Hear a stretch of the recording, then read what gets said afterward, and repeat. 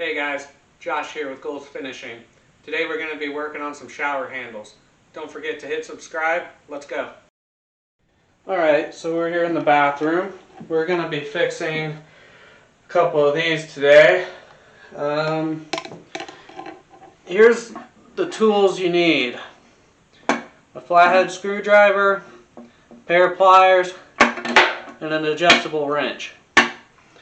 So, I already took the liberty of shutting the main water line off. Make sure you guys do that or else you're going to have big issues. These don't actually have the hot-cold covers on them like normal ones do.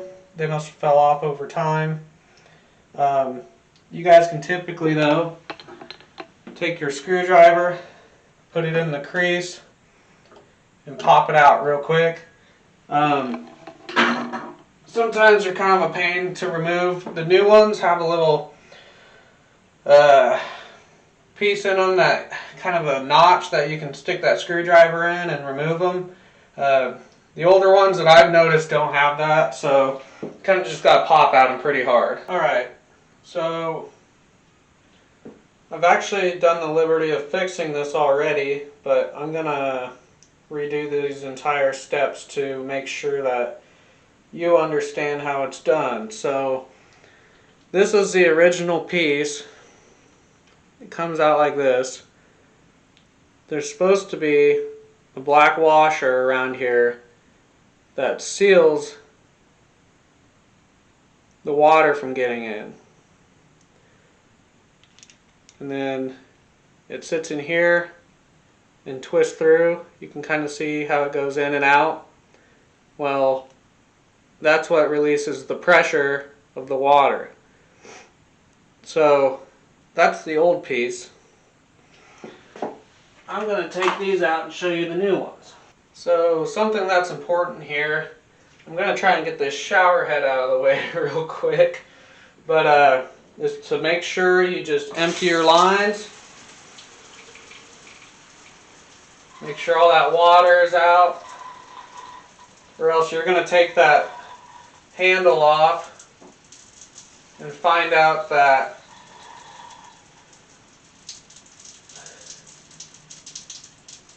the water pressure that's built up is about to blast you in the face. So we're going to leave those open like that. I think it's pretty much done draining here, so now we can start working.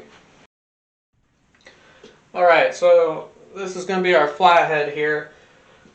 These are Phillips heads, but I'm going to use a flathead on them because I can. And then just take the one off here. And I'm only going to do one just to show you guys how it works. Once you get that screw out, you can kind of just pull that right off. Make sure you keep those together. Also, if you have something, I'm not going to worry about it now, but if you have something to cover the drain, make sure you do. That way you're not dropping any screw heads down there. Now your next step here is to remove these decorative pieces that provide spacers. They just kind of screw off here.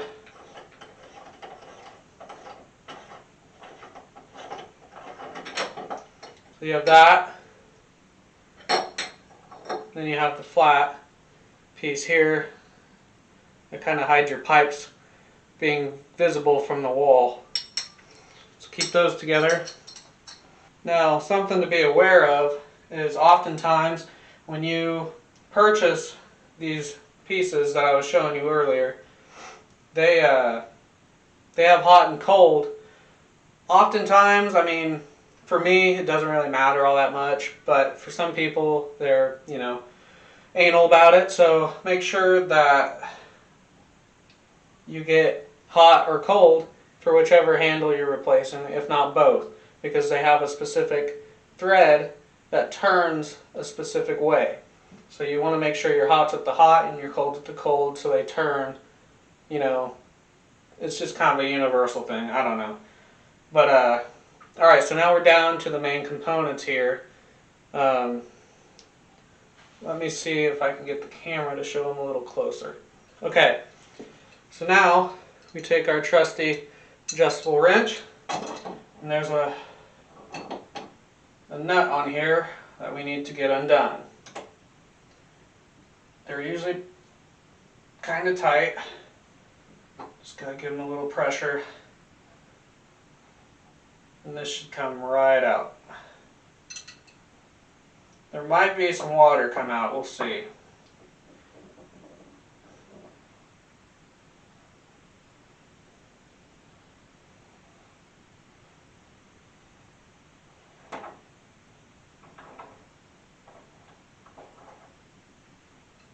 Okay, so that comes out. Be careful because there's actually another piece in there that threads in. But you have this piece now that's left over. So you just pull it out. Yep, there's the water I was talking about. Can you imagine if you didn't drain the lines how much more pressure there would be? So this is the new piece. This has the threads that work for this component along with your black rubber washer that needs to be replaced from the other one. This one's a lot cleaner, a lot smoother. I can admit I was cheap. These can be up to 10 bucks a piece, so be careful with that, but I promise you glue will not work on these. As silly as it sounds, I tried to save a few bucks and tried some glue on a washer piece. Tried to glue on the washer piece to the old one, and after about 30 seconds the shower started leaking again. So just take the time to go out and buy one of these pieces. Now make sure you're buying the right piece. They have multiple kinds of these. I'm not going to go ahead and tell you which one I bought, mainly because mine was so old that I could not find an actual replacement part. So I picked one that was closest to it. Make sure your threads are about the same size and they go in just smoothly. You don't want any play in that joint or else you're going to have water leakage. So, next step. So on the newer pieces, they come with this little piece that goes over the end of your pipe. So basically, your spout that comes out, you won't be able to see it, but it's in there. Mine is strange because it doesn't have a piece like this. It's just a straight pipe. But on your typical plumbing, they have a thread in there that have these on them, and it's for durability and wear when it comes to water usage over time. So basically it goes onto the pipe, and this pushes, as you turn the water on and off, this pushes up and down on that piece to seal off the water. Well, mine doesn't have it, so I just had to skip this piece, but just a heads up, that's what that's used for. Alright, so our next step, since I already have this piece installed, we're going to reinstall it. Now that we have everything taken off, we're good to put it back on. So, I'm going to take my piece, I'm trying to get that other piece out of there to show you guys kind of how it works. See if we can pop it out of there. Doesn't look like it wants to go, so we're going to leave it. Alright, so now we're going to reinstall this. This piece of metal right here, this is also a washer, and it helps keep it straight as you put it in. So you kind of just shove it back in there up against the pipe. And we're going to thread this back in. Make sure it's smooth. It should be smooth. You don't want to be stripping threads, especially on plumbing. I would not worry about plumber's tape on this one. There's no major compression that's happening. It's just simple physics. So once that's kind of tight, you can grab your wrench. We'll put this kind of back into its original spot.